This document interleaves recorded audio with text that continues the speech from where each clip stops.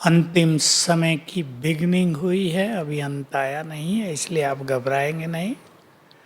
अभी शुरुआत है, पहला कदम चला है आगे। इस पहले कदम ने ही दुनिया को बहुत परेशान किया, भयभीत भी किया है, अशांत भी बहुत किया है और अनेक आत्माओं की मृत्यु, अनेक मनुष्यों की मृत्यु भी हो गई है। तो अंत में बाबा एक ही चीज कहते हैं, अंत में एक की ही याद आए, स्थिति अचल अडोल और साक्षी भाव की रहे।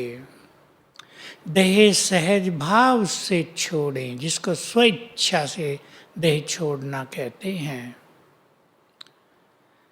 बाबा से बातें हो रही हों, स्वदर्शन चक्र घूम रहा हो, जिसको लोगों ने भक्ति में लिए, गंगा जल मुख में हो, गीता या रामायण भागवत सुन रहे हों, ये हमारी अंतिम सर्वश्रेष्ठ स्थितियां मानी जाती हैं कि जब हम देह छोड़ें तो ज्ञान की स्मृति हो। सर्वश्रेष्ठ मृत्यु उसको कहा जाता है कि जब आत्मा देह छोड़े तो उसे स्मृति रहे, बाबा से बातें हो रही हों, बाबा मेरा ये पार्ट पूरा हुआ, 5000 साल का खेल पूरा हुआ, ये देह छोड़कर मैं आत्मा आ रही हूँ आपके पास। ये बातें होती रहें। अचानक मृत्यु होना भी, अचानक माना रात को सोए सवेरे उठे नहीं, ये भी ठीक है, ये फर्स्ट डिवीजन की मृत्यु मानी जाएगी। लेकिन सर्वश्रेष्ठ गति को प्राप्त करने वाली आत्माओं की ये स्थिति होती है कि वे स्मृति स्वरूप होकर देह का त्याग करें। इसके लिए लंबे समय से स्मृति स्वरूप होने की प्रैक्टिस हो। आप एक लिस्ट बना सकते हैं, बहनें ये काम कराएंगी अपने अपने स्टूडेंट से।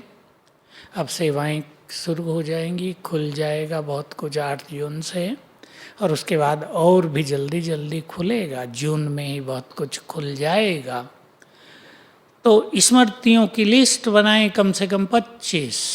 बाबा ने मुझे क्या क्या याद दिलाया, आप स्वयं भी बनाएं। मैं शुरू कर देता हूँ, आपकी बुद्धि चलने लगेगी। आते ही याद दिलाया, तुम ये देह नहीं हो, आत्मा हो। याद दिलाया, तुम सतयुग में देवी देवता थे। तो कितनी बड़ी चीज याद दिलाई। याद दिलाया कि तुम्हारी 5000 साल की यात्रा पूरी हुई, अब घर चलना है, मैं आ गया हूँ। याद दिलाया, तुम वही हो जिनकी मंदिरों में पूजा हो रही है। याद दिलाया, तुम इस सृष्टि की महान आत्मा पूर्वज हो, तुम्हारा असर सारे विश्व तक जाता है। याद दिलाया, मैं तुम्हारे साथ हूँ। याद दिलाया, जब भी तुम मुझे याद करोगे मैं आ जाऊँगा। याद दिलाया, मेरी सारी शक्तियाँ तुम्हारी हैं, मेरा संपूर्ण वर्षा तुम्हारा है, मेरे सारे वरदान तुम्हारे हैं। ये याद दिलाया है। लिस्ट बनाएंगे आप। तो ऐसी स्मृतियों का अभ्यास करते करते हम देह से न्यारे हो जाएंगे, नष्टो मोहा हो जाएंगे। क्योंकि अंत में नष्टो मोहा स्थिति होनी ही चाहिए, और नष्टो मोहा स्थिति बिना श्रेष्ठ स्मृतियों के नहीं हो सकती। अर्जुन का उदाहरण दे देता हूँ जो लौकिक गीता में है। अर्जुन को मोह हो गया, युद्ध नहीं करूँगा, मेरे ही तो सब हैं, इनको क्यों मारूं, पाप हो जाएगा। उनको याद दिलाया, तुम भी आत्मा हो, ये सब भी आत्मा है, मृत्यु और कुछ नहीं है, शरीर रूपी वस्त्र उतारने का नाम है। आत्मा कभी मरती नहीं है, तुम किसी को नहीं मार रहे हो, ये तो खेल है। तुम न भी इनको मारोगे तो भी ये मारे जाएंगे, ये खेल बना हुआ, ड्रामा की स्मृति दिला दी उसे भी। और ज्ञान दिया और एंड में अर्जुन को स्मृति आ गई और उसने बोला अब मुझे सब स्मृतियां आ गई हैं, मैं नष्टो मोहा हो गया हूं, अब मैं युद्ध के लिए तैयार हूं। बाबा भी हम सबको स्मृतियां दिला रहे हैं, ये जो तुम्हारे संबंधी हैं, ये जो तुम्हारे पुत्र पोत्रे हैं, ये सब आत्माएं हैं। इससे पहले जन्म में ये तुम्हारे साथ नहीं थे, इससे अगले जन्म में भी नहीं होंगे। तुम भी आत्मा, ये भी आत्मा, बन जाओ सोल कॉन्शियस, मोह नष्ट हो जाएगा। ये प्रैक्टिस स्मृति स्वरूप होने की सबको करनी है। हम संतुष्ट होकर जाएं इस संसार से, ध्यान देंगे संतुष्ट वही होंगे जो पूरी तरह सर्व खजानों से भरपूर होंगे। हम इतना अच्छा अभ्यास करें कि जब हम इस संसार से जाएं तो हमें पश्चाताप ना हो, हमने ये नहीं किया, वो नहीं किया, हमने श्रेष्ठ भाग्य नहीं बनाया, हम मुस्कुराते हुए जाएं।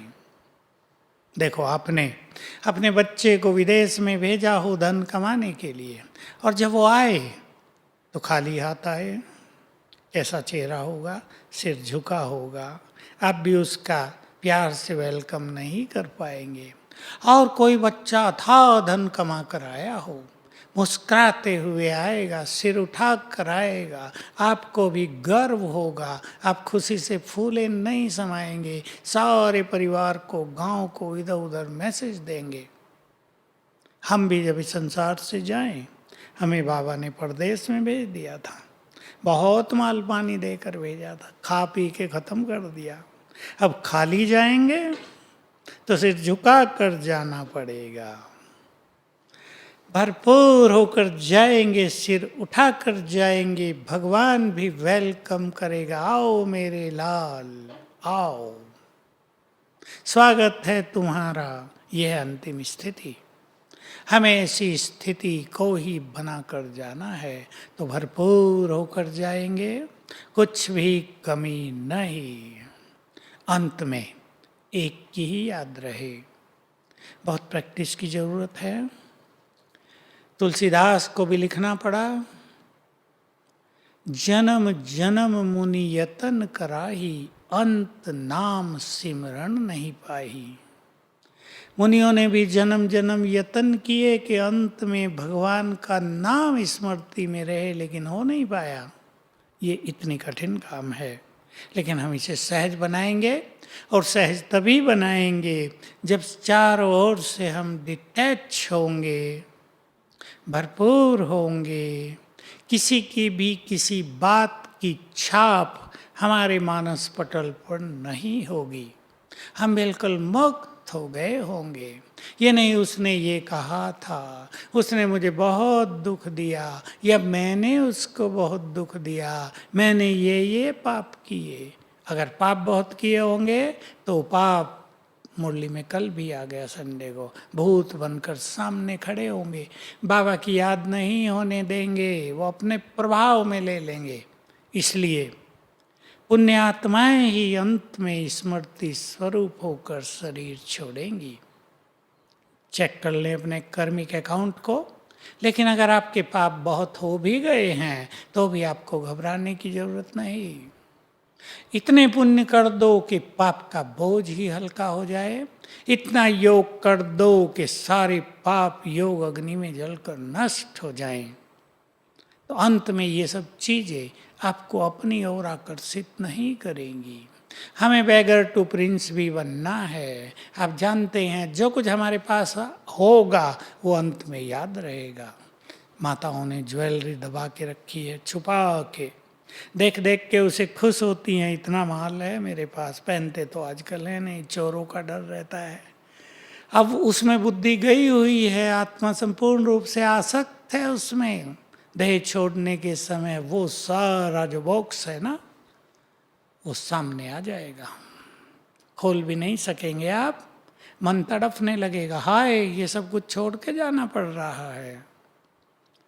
मैं ये नहीं कह रहा उसे फेंक दो या बाबा को दे दो, आप अपने ही पास रखो, लेकिन उससे बहुत बड़ा माल खजाना मिलने जा रहा है।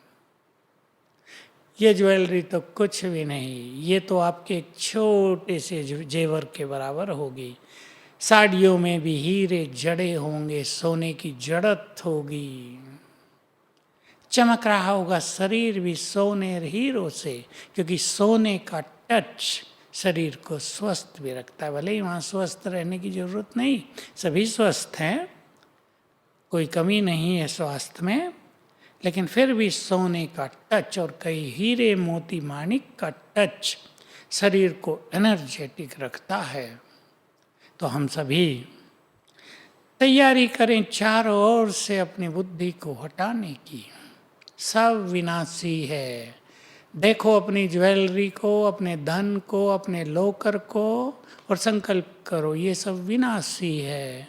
हमने कमाया, इसका सुख लिया, सुख लेना चाहिए। कई लोग कमाकर सुख नहीं लेते, बच्चों को भी सुख नहीं देते, वो तो कंजूस माने जाते हैं, उनका तो सब बेकार जाएगा। लेकिन हमने कमाया, सुख लिया और दिया, अब जो है जितना है प्रभु अर्पण कर दो मन से, तुम्हारा, और जितना हो सके सेवाओं में लगाओ। और ये भावना बैठा दो ये सब विनाशी है, ये छोड़कर ही जाना है। संकल्प करो ये छोड़कर जाना है, तो अनासक्त वृत्ति बनती जाएगी। साक्षी होना है हमें, क्योंकि हमें पता नहीं जब हम देह छोड़े तो संसार में क्या चल रहा होगा, संसार में महाविनाश के कैसे सीन होंगे, कैसा भयानक रूप होगा संसार का। ऐसे में हम साक्षी भाव में रहें। जो कुछ हो रहा है खेल अब समाप्त हो रहा है, सब आत्माओं का पाठ पूरा हो रहा है, अब सबको वापस जाना है। कोई जाना चाहे या न चाहे, सबको ही जाना होगा। पक्का कर दो तो जाने की कोई परेशानी नहीं होगी। मेरे बच्चे भी जाएंगे क्या, मेरा पति भी जाएगा, दुखी होते रहेंगे नहीं तो। सबको जाना है, तैयार कर दो अपने मन को। इसको साक्षी भाव कहेंगे। सब आत्माएं अपना अपना पार्ट बजा रही हैं, जो हो रहा है वही सत्य है, वही होना है, सब कुछ कल्याणकारी है, ड्रामा एक्यूरेट है। सब अपना अपना पार्ट बजा रहे हैं, यहाँ किसी का कोई दोष नहीं। ड्रामा की पॉइंट्स बहुत सारी हैं, उन्हें स्मृति में रखते हुए साक्षी भाव धारण करेंगे। जब आत्मा पूरी तरह साक्षी हो जाती है तो उसकी स्थिति हो जाती है no question, no complaints. No question, ये क्यों हो रहा है, किसी की कोई शिकायत नहीं, नो कंप्लेंट, इसने ऐसे किया। किसी को दोष नहीं देंगे, क्योंकि सबका ड्रामा में फिक्स पार्ट है। ये साक्षी स्थिति आप सभी बढ़ाते चलें, प्रभु प्रेम में मग्न होते चलें, बाबा को अपने प्यार में बांध कर रखो, ताकि अंत में वो बहुत मदद मिले। कल की मुरली में भी था, बाबा एक्स्ट्रा मार्क्स देते हैं एंड में, जिन्होंने इमरजेंसी में बाबा के कार्यों में मदद की है। कई लोग ऐसे भी हैं बाबा के बच्चे, जो विशेष काम है पीछे हट जाएंगे, हम नहीं करेंगे, देखें ये बहनें कैसे करती हैं। ऐसों के लिए भगवान भी पीछे हट जाएगा। लेकिन कुछ ऐसे हैं जहाँ कोई मदद नहीं कर रहा, वहाँ पहुँच जाते हैं। हम हैं, अब निश्चिंत हो जाओ बहनों, हमारे होते आपको चिंता करने की कोई ज़रूरत नहीं। हम भी तो आपके परिवार के मुख्य सदस्य हैं। ऐसी आत्माओं को भगवान भी अंतिम समय में बहुत मदद करेगा, एक्स्ट्रा मार्क्स देगा। तो जिन्होंने सेवाएं बहुत अच्छी की हैं उन्हें प्रकृति बहुत मदद करेगी, बाबा भी बहुत मदद करेगा, और जिन्होंने सेवाओं में विघ्न डाला है उनकी तो दुर्गति होनी है, मुझे कुछ कहने की ज़रूरत नहीं। उनकी खुशी भी नष्ट होगी, अधिकतर वो सब आत्माएं डिप्रेशन में आ जाएंगे। इसलिए अंतिम समय की ये हमारी स्थितियां हैं, इनकी तैयारी करें। बाबा का कम से कम 5 बार आह्वान भी किया करें रोज, ताकि आदत पड़ जाए, अंत में हम बाबा को बुला सकें। और योग का ऐसा अच्छा अभ्यास करें रोज सवेरे उठकर सोने के समय, ताकि अंत में हमें बाबा की याद आए। हम बुला लें और देखेंगे बाबा आ गया हमारे पास, हमारी बेड के पास ही बैठ गया, हमारी बेड पर बैठ गया है, सिर पे हाथ रख दिया है और कहेगा बच्चे चलो मैं तुम्हें लेने आ गया हूँ, और बाबा के हाथ में हाथ देकर साथ चलेंगे, जिसको बाबा कहते हैं मैं तुम्हें पलकों में छुपा कर ले जाऊंगा, यानी बहुत प्यार से बिना कष्ट दिए। तो हम बहुत अच्छा अभ्यास करेंगे। अब हम आपके क्वेश्चंस ले रहे हैं। आपने कुछ सुंदर ज्ञान की जो बातें दी हैं वो बहुत चिंतनीय हैं, और उससे ही हमारी स्थिति और सभी प्रश्नों के उत्तर भी सहज मिल जाते हैं। फिर भी कुछ प्रश्न आए हैं, लगभग 20 प्रश्न आ गए हैं, और सभी ने रिक्वेस्ट की है कि हमारे प्रश्न लिए जाएं। पहला प्रश्न रहता जी, एक अनन्य माता जी हैं, उनका 38 वर्ष का लड़का है। उसे ऐसा लगता है कि कोई उसे परेशान करता है, गंदगी खिला रहा है, उसे डर लगता रहता है और दिन भर में गर्दन लाखों बार वो हिलाता है। नींद में भी डर के कारण वो उठ जाता है, कई वर्षों से ठीक से सो नहीं पाया है, और ये कई वर्षों से हो रहा है। हाँ, भोग भी लगाया, लेकिन क्या करें। इनके माँ बाप जो भी सुन रहे हैं वो नोट कर लें या रिकॉर्ड कर लें। ये इविल सोल्स का इफेक्ट है, सीधा सीधा। मानसिक बीमारी भी थोड़ी बहुत हो सकती है, आप लोगों ने दवाई की होंगी, पर मेनली ये मुझे लग रहा है ये भटकती आत्माओं का प्रकोप है। अगर वो भी कुछ कर सके तो सवेरे उठ के उसे 7 बार करा देना, मैं मास्टर सर्वशक्तिवान हूँ, निर्भय हूँ। जहाँ वो सोता है उसकी बेड पर, उसके कमरे में पानी चार्ज करके मास्टर सर्वशक्तिवान के संकल्प के द्वारा छिड़क देना, इससे खत्म हो जाएगा डर। जहाँ आपका घर हो, मेन गेट के बाहर बाबा का बड़ा कास्केट जला दो रात दिन, ताकि जो भी बाहर से घर में आए वो उस कास्केट को देखे, बाबा के दर्शन करके ही अंदर जाए, तो ये सोल्स का इफेक्ट समाप्त हो जाएगा। अगर वो लिख सके, अगर उसकी ऐसी स्थिति हो, तो सवेरे और सोने से पहले मैं मास्टर सर्वशक्तिवान हूँ 108 बार लिखें। जी जी जी। मैं एक नींबू का प्रयोग भी बता देता हूँ, मुझे किसी ने बताया है, कोई अपने ही बीके भाई हैं जो ज्योतिषी हैं, उन्हें कहा किसी पर ये इफेक्ट हो तो ये करा दिया करो। एक ताज़ा नींबू राइट हैंड में लेना, 21 बार संकल्प करना, मैं मास्टर सर्वशक्तिवान हूँ, बच्चे के ऊपर 7 बार वार के जला देना है। रोज 1 बार करेंगे, 21 दिन, ज़्यादा दिन भी कर सकते हैं, और निश्चित रूप से ठीक हो जाएगा। बिल्कुल, ये 21 दिन करके ज़रूर समाचार दें कि क्या स्थिति है। प्रता जी, अगला प्रश्न है, हॉस्पिटल में हमारी एक बहन सर्विस करती हैं, कोरोना के डर से अब उन्हें नींद नहीं आती। ये समस्या तो संसार में बढ़ती जा रही है। मैसेज मिलते हैं कि कोरोना से लोग कम मर रहे हैं, डर से ज़्यादा मर रहे हैं। मैं नर्सिस बहन या हॉस्पिटल के डॉक्टर्स या जो मेडिकल पैरामेडिकल स्टाफ होता है उस सबको एक चीज़ कहूँगा, अगर आप डरते हैं तो इस वायरस को आप अट्रैक्ट कर रहे हैं अपनी ओर, इसलिए निर्भय हो जाओ और 2 संकल्प सवेरे उठ के 7 बार किया करो। मैं भगवान की संतान बहुत शक्तिशाली हूँ, निर्भय हूँ।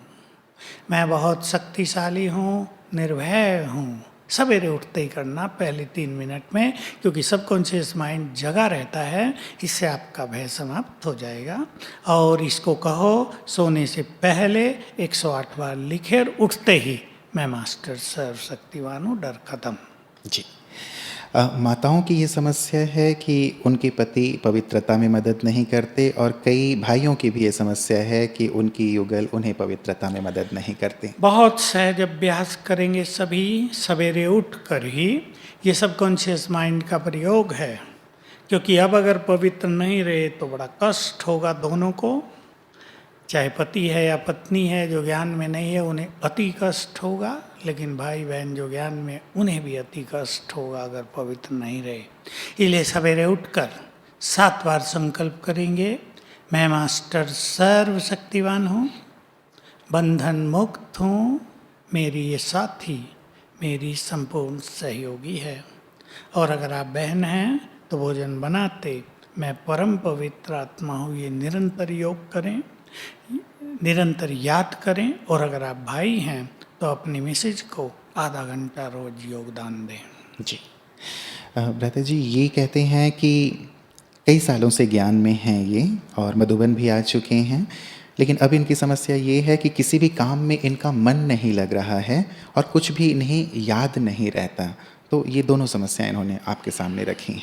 मानसिक कमजोरी है, होम्योपैथी मेडिसिन भी ले सकते हैं, टॉनिक होते हैं, ब्रेन टॉनिक थोड़े से अच्छे, तो आयुर्वेद में भी होते हैं, एलोपैथी में भी हो सकते हैं। कोई दवाई ज़रूर ये लें और सवेरे उठकर और सोने से पहले मैं मास्टर सर्वशक्तिवान हूँ 108 बार लिखें। ब्रेन को एनर्जी जाती रहेगी, काम में मन भी लगेगा। पानी भी ये चार्ज करके पिएं। जी जी।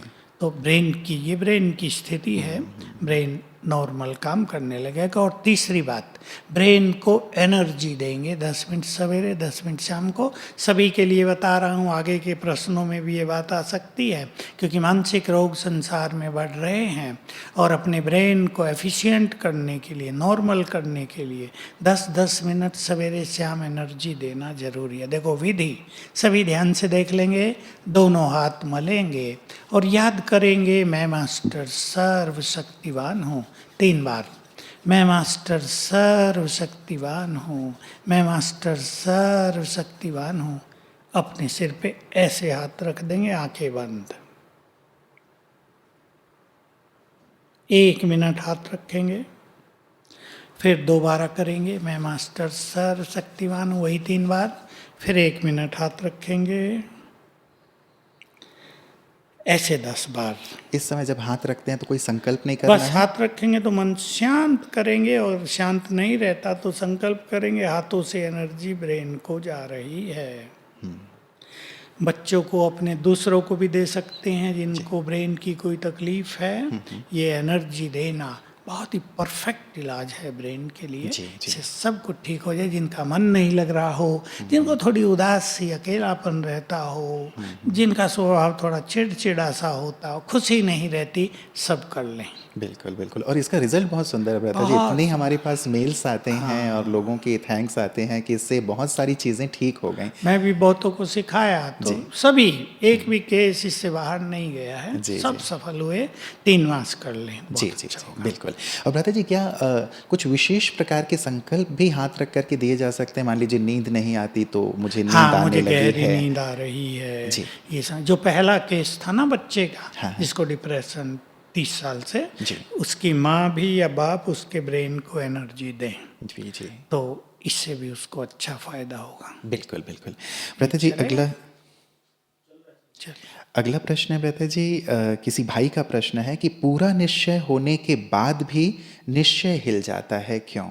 ये दोनों विरोधाभासी डाउटफुल नेचर है कि सीढ़ी ऊपर चढ़ के छत पे गए, फिर नीचे उतर आए, क्यों आए ये पता नहीं, फिर चढ़े। ये कहिए कि डाउटफुल नेचर होती है, दृढ़ता की टोटल कमी होती है। इनके लिए सहज विधि है, रोज एक अव्यक्त मुरली पढ़ें, उसकी 5-7 मुख्य बातों को नोट करें। जी जी। सुना है कि आपको डिवाइन ड्रीम में बाबा टचिंग कराते हैं, तो आजकल बाबा आपको क्या टच करा रहे हैं? टच करने की जरूरत नहीं, सबको दिख रहा है। यह विनाश का खेल शुरू हो गया है और बाबा ने टचिंग के अलावा डिवाइन बुद्धि भी दी है। उससे बिना बाबा के टच किए हुए बहुत कुछ बातें समझ में आती हैं। इसलिए ये खेल शुरू हो गया। आप सभी समझदार ब्राह्मणों को तीव्र पुरुषार्थ करके बाबा से सर्वोच्च स्थिति बना लेनी चाहिए, सर्वस्व प्राप्त कर लेना चाहिए, क्योंकि अगले सीन इससे भयानक होंगे, ये दिख रहा है। सरकारें तो अभी विवश हो गई बेचारी, कोई कर भी क्या सकता है।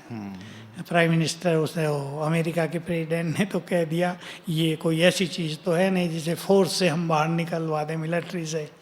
ये तो सबको सहन करना पड़ेगा, इसके साथ जीना पड़ेगा। तो लोग भी तंग हो गए, नेता भी तंग हो गए। हमारे नेता तंग नहीं होते, लेकिन विदेशों में कई बड़े बड़े नेता इनसे तंग हो गए हैं, तो आगे चल के इनसे भी भयानक परिस्थिति आएंगी जी। और 2030 तक कम से कम 10 झटके लगेंगे और ये धरती देवताओं के लिए खाली हो जाएगी। ये आपने 10 झटके कह के तो झटका दे दिया। झटका देना ही पड़ेगा ब्राह्मणों को, नहीं तो ऐसे सोते हैं ब्राह्मण कि कुंभकर्ण को भी फेल कर देते हैं।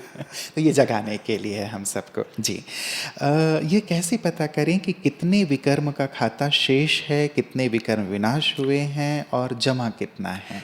देखिए, इसका कोई मीटर तो अभी साइंटिस्ट ने बनाया नहीं है कि रीडिंग हो जाए, लेकिन आप कितने हल्के होते जा रहे हैं, आपकी खुशी कितनी नेचुरल होती जा रही है, आपके संबंधों में कितनी स्वीटनेस आती जा रही है, संस्कार कितने सॉफ्ट हो रहे हैं, इन चीज़ों के आधार से हम अपने कर्मों के खाते को नाप सकते हैं, क्योंकि ये बहुत सूक्ष्म चीज़ है। जी। इसमें हमारा आंकड़ा जो है गलत भी हो सकता है थोड़ा बहुत, लेकिन अप्रोक्सीमेटली हम जान सकते हैं। बिल्कुल, मतलब ये जो पैमाने हैं वो सीधे सीधे तौर पे हमें इंगित करते हैं।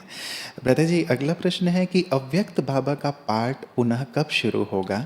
बाबा तो सर्वशक्तिमान हैं, रथ चेंज कर बच्चों से मिलने तो आ सकते हैं। अब वो आना नहीं चाहता, अब वो चाहते हैं कि बच्चे संपूर्ण होकर मेरे पास आएं। अभी सृष्टि पर कुछ और खेल चलना है अध्यात्म का। बाबा आकर क्या करेंगे? 50 साल आए अव्यक्त बाबा भी, बहुत पालना की। आप कहेंगे हमारे समय तो आए नहीं। अब जो नए हैं उनका ये प्रश्न है कि हमने कोई तो वो 1, 2, पालना 3 ली साल नहीं। से कि हमारे लिए तो आए नहीं। जी। आपको पालना वे महान आत्माएं देंगी जो आप समान बन जाएंगी, लेकिन आपको अपनी मूल्यों के आधार पे अच्छे अभ्यास करके श्रेष्ठ स्थिति बना लेनी चाहिए। अब साक्षात्कार का पाठ चालू होगा इस सृष्टि पर, आध्यात्मिक क्रांति आ जाएगी इस धरा पर और संसार के सभी लोग ज्ञान योग लेने के लिए तत्पर होने लगेंगे। तो बहुत सुंदर समय हमारे सामने आ रहा है। विनाश और परिवर्तन की बात तो चलती रहेगी, लेकिन बाबा के बच्चों को उसमें कुछ बहुत कष्ट नहीं होगा अगर ज्ञान योग में पक्के होंगे। अगर पुण्य का खाता बहुत ज़्यादा होगा तो कुछ ज़्यादा नहीं होगा, और जो कुछ होगा उसे सहज रूप से हटाते रहेंगे। तो ये भूल जाओ कि अव्यक्त बाबा सर्वशक्तिवान है, फिर से शरीर ले सकता है, कर तो वो कुछ भी सकता है, पर उसकी इरादा अब ये नहीं है। रते जी, आप कहते रहे हैं अपनी क्लासेस में, प्रश्न नहीं है, मैं ऐड कर रहा हूँ कि अंत में दृष्टि का पाठ चलेगा और बाबा भी दृष्टि दिया करेंगे, हम सबको निहाल करेंगे। तो कई ऐसा कहते भी हैं कि बाबा आएंगे और एक बार दृष्टि का ये पाठ चलेगा। बाबा सूक्ष्म रूप से आया ही करेंगे, इसलिए मैंने बहुत सिखाया लोगों को, बाप दादा का आह्वान करो, और जिनकी अच्छी स्थिति होगी उन्हें दिखाई देगा बाप दादा आ गए। दृष्टि भी दे रहे, कह भी रहे, कुछ सिर पे हाथ भी रख दिया। इसके लिए बाबा हमें तैयार करना चाहता है। अगर वो आता रहे, अब मैं अपनी ओर से बोल रहा हूँ, अगर वो आता रहे तो उसके बच्चे तैयार नहीं होंगे। कोई बाप 80-90 साल की उम्र तक अपना बिजनेस परफेक्टली संभालता रहे, बच्चे कहेंगे बैठा है ना बूढ़ा, क्या जरूरत पड़ी है। नहीं, हमारा बहुत प्यार है, वो बूढ़े नहीं। तो वो बैठे तो रहे आके। बाबा बैठा है, सबको मदद कर रहा है, इसलिए बच्चों को योग्य बनाने के लिए बाबा थोड़ा एक्साइड हुआ है, और कुछ नहीं। जी। वर्तमान समय में प्रभु प्लानिंग क्या है? आप भी ये शब्द बहुत यूज करते हैं, प्रभु प्लानिंग। देखिए, ये बड़ी सूक्ष्म गति है, क्योंकि प्रभु प्लानिंग को अगर हम जान लें तो हम तैयारी भी करेंगे और निश्चिंत भी हो जाएंगे। प्रभु प्लानिंग अभी संसार को बदलने की है। रात पूरी हो रही है, सूर्य उदय होने वाला है, सतयुग का गोल्डन पीरियड शुरू होने वाला। तो इन्हीं 10 सालों में बाबा इस संसार को, प्रकृति को, वायुमंडल को, मनुष्यों को, सबको बदल देंगे। ये उसकी प्लानिंग है। इसलिए उसकी प्लानिंग में नहीं है फिर से आना, उसकी प्लानिंग में है अनेक बच्चों को तैयार कर देना, अपने 108 रत्नों को तैयार कर देना। उसका काम ये 108 रत्न संभालेंगे। अब 2 की बजाय 108 हो जाएंगे, दोनों तो रहेंगे ही पीछे, लेकिन 108 संभालने लगेंगे तो काम बहुत तीव्रता से होगा। तो प्रभु की प्लानिंग प्रैक्टिकल में क्या क्या रंग लाएगी वो हम और आप सब देखेंगे। जी जी जी जी, हम सब देख भी रहे हैं और इंतज़ार भी करेंगे कि नई नई रंगत जो बाबा कहते हैं। जो अगला प्रश्न भी है भ्राता जी कि साक्षात्कार का पाठ का बाबा मुरली में अनेक बार कहते हैं, वो कब शुरू होगा? बस अब हम उसके समीप पहुंच रहे हैं। अराउंड 2025 ये बहुत तेजी से चलने लगेगा। 2025 उससे पहले भी शुरू हो सकता है, क्योंकि साक्षात्कार उन आत्माओं के द्वारा होंगे जो साक्षात्कार मूर्त बनेंगे। उसके लिए बाबा कई बातें कहते हैं। जो साक्षात बाप समान बनेंगे वो साक्षात्कार मूर्त बनेंगे, जो साक्षी दृष्टा होंगे वो साक्षात्कार मूर्त बनेंगे, जो संपूर्ण प्योरिटी में आ जाएंगे वो साक्षात्कार मूर्त बन जाएंगे। तो ये स्थिति अब तेजी से आत्माओं की आ जाएगी, क्योंकि ये जो घटनाएं होंगी ये सबको जगा रही। ये घटनाएं जगाने के लिए हैं। देखो, ब्राह्मणों को कोई भी कष्ट नहीं हुआ है। सारे भारत में, सारे संसार में, विदेशों में केवल 2 ब्राह्मणों को कोरोना पॉजिटिव निकला, वो ठीक हो गए। जी जी भारत में किसी को कुछ नहीं हुआ। तो भारत में ये चीज़ें ब्राह्मणों को जागृत करने के लिए, और बहुत ब्राह्मण जागृत हो गए हैं। और विशेष रूप से जो महान आत्मा 108 रतन, वो तो जग गए हैं पूरी तरह, वो सोएंगे नहीं। जी जी जी। और बाबा भी इस आपदा की घड़ी में छत्र छाया बन के बच्चों की बहुत मदद कर बाबा रहे हैं, वो भी अनुभव हो रहा है। पहले से 100 गुनी ज़्यादा मदद करेंगे बाबा, ये बाबा का वायदा है। जी जी। आपने जैसे ही साक्षात्कार की बात कही भ्राता जी, वैसे एक प्रश्न है कि क्या 2036 में विश्व महाराजन का राज तिलक हो जाएगा? नहीं, विश्व महाराजन का राज तिलक नहीं होगा। देवताओं का आगमन शुरू हो जाएगा, जन्म। फिर वो बड़े होकर गद्दी पर बैठेंगे, तब देवयुग भी तब से ही कहलाएगा। और देवता श्री लक्ष्मी नारायण फर्स्ट, वो गद्दी पर भी तभी बैठेंगे। जी जी जी। तो वो डेट कौन सी है? हम पहले सोचा करते थे कि 36 में नहीं, 111 शुरू हो जाएगा। हम भी यही सोचते थे बाबा के इशारों से कि 100 साल संगम के हैं, 100 साल पूरा होते ही सतयुग और वो गद्दी पर बैठेंगे। लेकिन अब तो देवताओं ने जन्म ही ले ली। अब तो फिर ये समझ में आ गई बात बाबा के गहरे महावाक्यों से कि 100 साल तो संगम के हैं। फिर ब्रह्मा बाबा अपना स्थापना का कार्य पूरा करके शिव बाबा के साथ घर जाएंगे, फिर वापस आएंगे एज श्री कृष्णा। फिर देवताओं का आगमन शुरू। फिर वो बड़े होकर अब 25 साल की आयु में गद्दी पर बैठते हैं या थोड़ा आगे पीछे, ये तो समय बताएगा। तो ब्रह्मा की जो वो है पूरी 100 साल की, तो क्या ये कहेंगे कि 36 में बाबा फिर परम धाम जाएंगे, फिर आएंगे? फिर आएंगे जी। श्री कृष्ण का जन्म कलयुग में ही हो जाएगा क्या? ये नहीं, प्रश्न। कलयुग लगभग समाप्त हो जाएगा। भले ही उसे संगम युग ही कहेंगे, पर कलयुग का ये जो चिन्ह हैं वो लगभग सभी समाप्त हो जाएंगे। बाबा ने कह दिया, थोड़े बहुत नॉन बी के भी रहेंगे, थोड़ी बहुत प्रकृति में हलचल भी चलेगी, लेकिन वो माइनर, बहुत थोड़ी सी। और देवकुल की आत्मा अतिरंग, क्योंकि प्रकृति भी सतो प्रधान चाहिए। जी। और माँ बाप तो उनके हैं ही, देवत्व को प्राप्त हुए। मुरली जब शुरू होती है तो उसी समय से नींद भी आना शुरू हो जाती है, और जब ओम शांति होती है तो नींद खुल जाती है। योग में नींद नहीं आती, लेकिन ये जैसे ही मुरली शुरू, ये अजीब सा मतलब बड़ी अच्छी स्थिति, तो दिल भर के सो लिया करो 1 घंटा वही। मतलब मुरली इनके लिए लोरी है। मुरली लोरी है, भगवान के महावाक्य सुला देते हैं। पहली बात तो मैं कहूँगा आपको थोड़े ज़्यादा पुण्य करने चाहिए। आप कहेंगे इससे पुण्यों का क्या लेना देना? सूक्ष्म पापों का दबाव अच्छे समय पर मनुष्य को सुला देता है। पर आपकी अच्छी बात है कि आपको योग में नींद नहीं आती। दूसरा, सवेरे एक प्राणायाम कर लिया करें 7, 8, 10 मिनट, अनुलोम विलोम प्राणायाम। उससे ब्रेन को एनर्जी जाती है। वो ना आता हो तो 25 बार ओम की ध्वनि, ये लौकिक प्रयोग हैं लेकिन ये ब्रेन के लिए बहुत अच्छे हैं। और जब मुरली शुरू हो तो हर बात को लिखना शुरू करो, अटेंशन बटेगा, क्या कहा जा रहा, क्या लिखना है। 2-4 दिन में बाहर आ जाएंगे। जी जी। धर्मराज कौन है? साकार बाबा, शिव बाबा या कोई और? क्योंकि मुरली में बाबा कहते हैं मैं धर्मराज से तुम्हें सजा दिलाऊंगा, और ये सजा किन्हें और कब मिलेगी? कई लोग सोचते हैं सुख संवतन में मिलेगी। जी, बाबा कहते हैं ना ट्रिब्यूनल बैठेगी। सुख संवतन में शरीर होता नहीं। पीछे साकार मुरलियों में भी आ गया, मैं तुम्हें शरीर धारण करा के सजा दिलवाता हूँ। होगा क्या कि अंतिम समय जब हर मनुष्य का होगा, कहीं कोर्ट नहीं लगेगा कि एक आएगा और उसका फैसला होता जाएगा, इसमें तो 10,000 साल लग जाएंगे। ये हर एक को अनुभूति होगी कि जब उसका अंतिम समय आ गया तो धर्मराज यानी बाप दादा वो एक थोड़ा सा दूसरा रूप हो जाएगा, जैसा लोगों ने धर्मराज को देखा है वो आ गए हैं।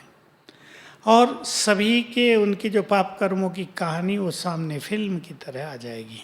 ये बस फट से हो जाएगा 1 मिनट में ही, और उनको महसूस होगा ये तुमने बड़ा पाप किया, इसकी ये सजा, इसकी ये सजा, बाबा लोप।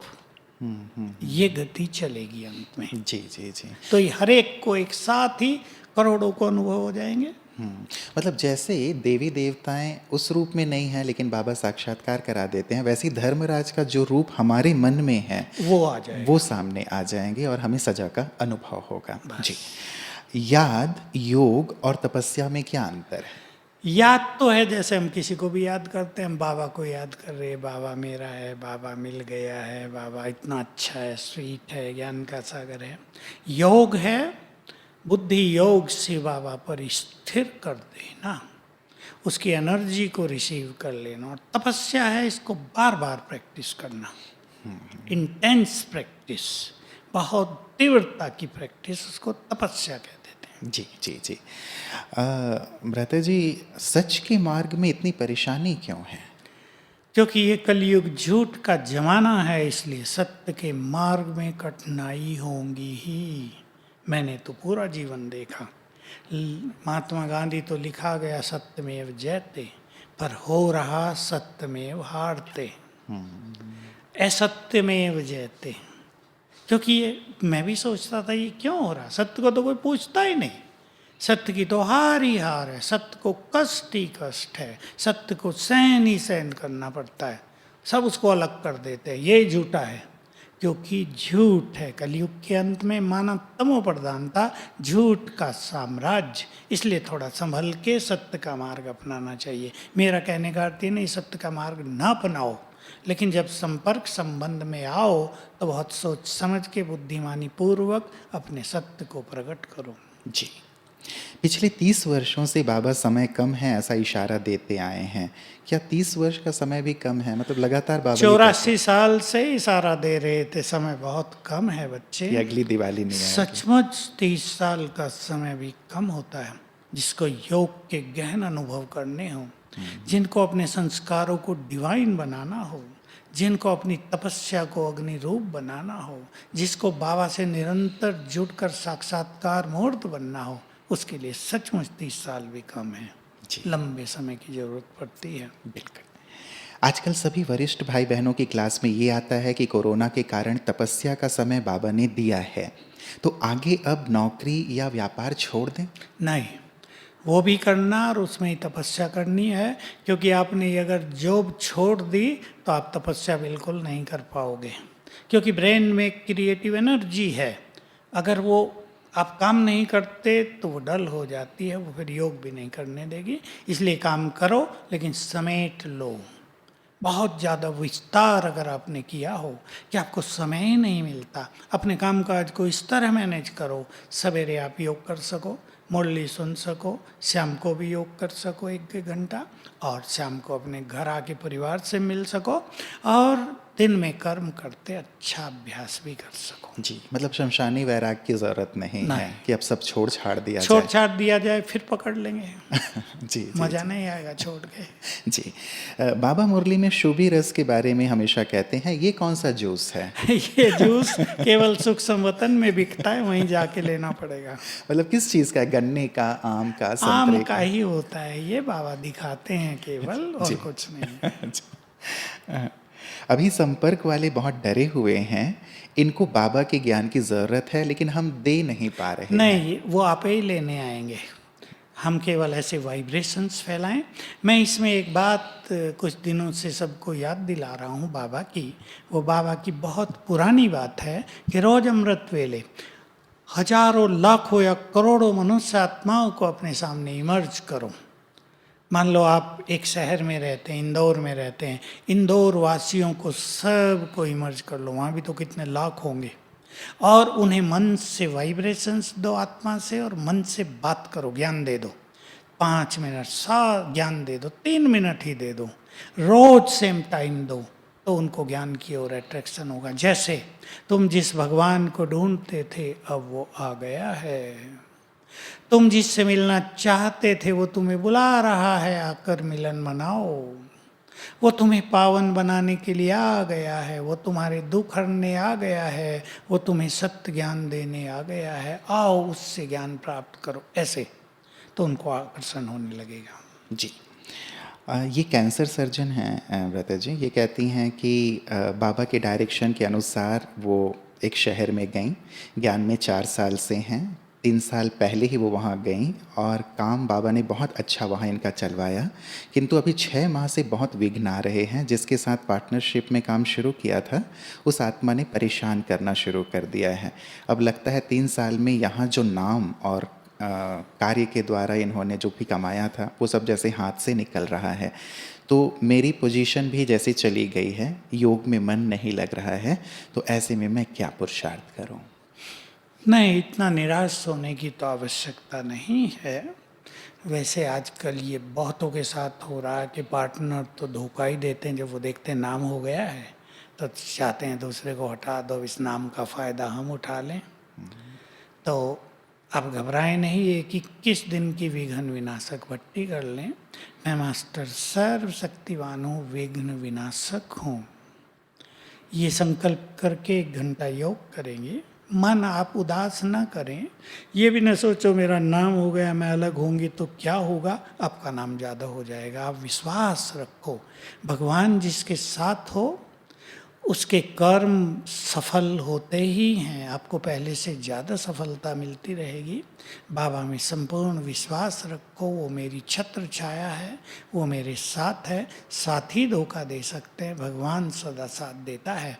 इस लगन से 21 दिन भट्टी कर लो, ठीक हो जाए, नहीं तो अपना सेपरेट कर लेना। नाम की आप चिंता ना करो, फिर बढ़ जाएगा आपका, जी, जाएगा नहीं कहीं भी। बिल्कुल बिल्कुल। और भगवान साथ हैं तो फिर नाम तो जुड़ा ही हुआ है बिल्कुल, उनके और साथ। स्वमान में बहुत अच्छा रहेंगे जी, तो सम्मान बढ़ता ही जाएगा। बिल्कुल।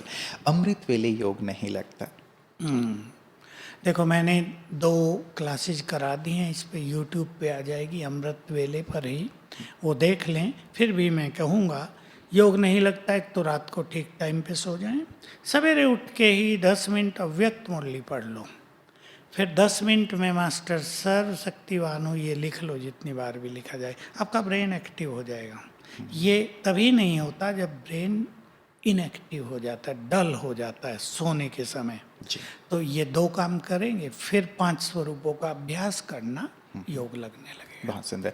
अंतिम प्रश्न है व्रता जी कि साकार बाबा के साथ व अव्यक्त बाप दादा के साथ के कुछ अनुभव, वैसे तो बहुत सारे होंगे लेकिन छोटा सा जो हम सबको पुरुषार्थ के लिए बहुत प्रेरित करे। बाबा जब साकार में थे, मुझे ये भाग्य मिला कि मैं उन्हीं के द्वारा समर्पित हुआ।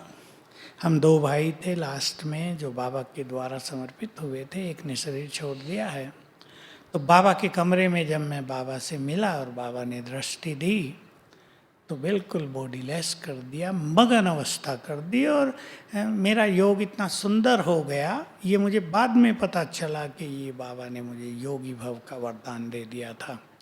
ये अनुभव बाबा के समय का सर्वश्रेष्ठ जो मुझे याद रहता है।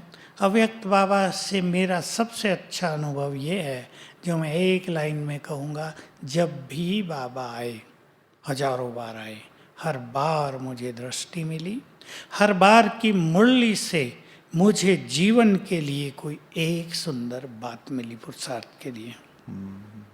बहुत प्यार तो बाबा सबको ही देता है, लेकिन मुझे ऐसा लगा मुझे सम्मान भी दिया उसने। जी जी जी जी, वो सब हम अनुभव करते हैं भ्राता जी आपके जीवन से, कि आपका जीवन ही हम सबको भी ऐसे ही प्रेरित करता है जैसे बाबा के महावाक्य हमें बहुत प्रेरित और उत्साहित करते हैं। तो अंत में चाहेंगे भ्राता जी कि हम सबको योग की सुंदर अनुभूति की ओर ले चलें। बिल्कुल, चलो अब सभी रेड लाइट कर देंगे भैया।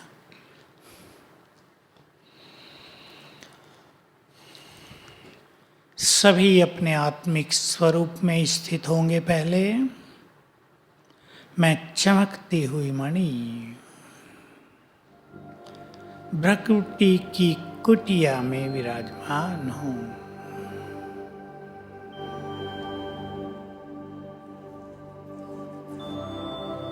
अपने स्वरूप को देखें। मुझसे चारों ओर वाइब्रेशंस फैल रहे हैं।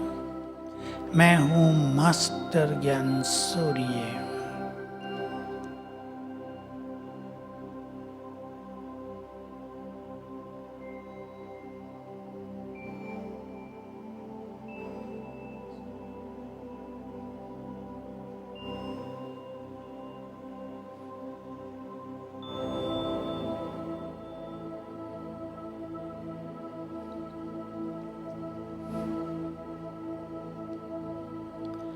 आंखों के सामने है ज्ञान सूर्य शिव बाबा।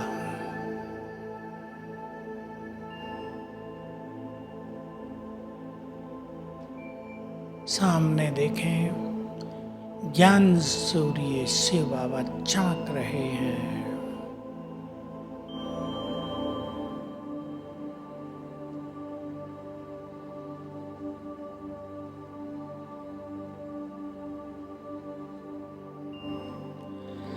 सामने से उनकी किरणें मुझ पर पड़ रही हैं।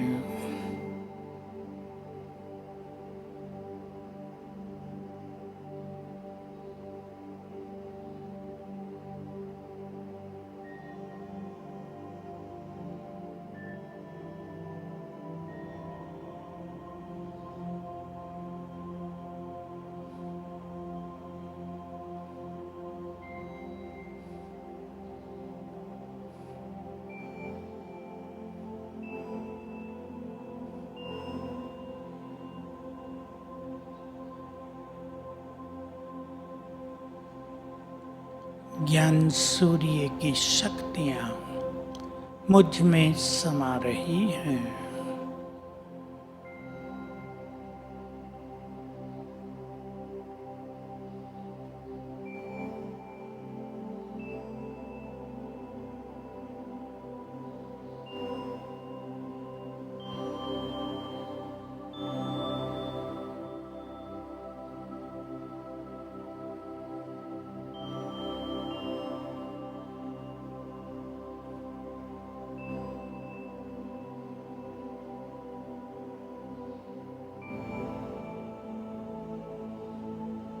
ओम शांति। हमारी मदरली आरती दीदी, सुनीता दीदी, आप सभी भाई बहनों को विशेष जो आपकी शक्ति सेना है, बहुत बहुत रिगार्ड हम पेश कर रहे हैं। आप सभी अपनी फुलवारी की बहुत अच्छी पालना कर रही हैं। हमें भी आपकी फुलवारी से मिलके बहुत आनंद हुआ। इस बगिया को सींचते रहना ताकि इसकी सुगंध सारे संसार से विकारों की दुर्गंध को नष्ट कर दे। Thank you very much. ओम शांति। आरती दीदी जी की ओर से, भ्राता जी और सभी इंदौर के भाई बहनों की ओर से आपका दिल से बहुत बहुत शुक्रिया। हम सभी एक हाथ हिला करके भ्राता जी का बहुत बहुत शुक्रिया अदा करेंगे और अश्योर करेंगे कि आज उन्होंने जो भी हमें कहा है उसे हम अपने जीवन में लाएंगे। आरती दीदी वैसे भी आप सभी को आरती योग्य बना रही हैं, श्रेष्ठ बना रही हैं, और साथ ही आज उन्होंने भ्राता जी के द्वारा इतनी सुंदर आप सबके लिए क्लास का आयोजन किया, इसलिए इसे हमें सार्थक करना है और अपने जीवन को श्रेष्ठता की ओर ले चलना है। आज यही संकल्प करेंगे। बहुत बहुत शुक्रिया भ्राता जी, दिल से पुनः आपका धन्यवाद। ओम शांति। ओम शांति।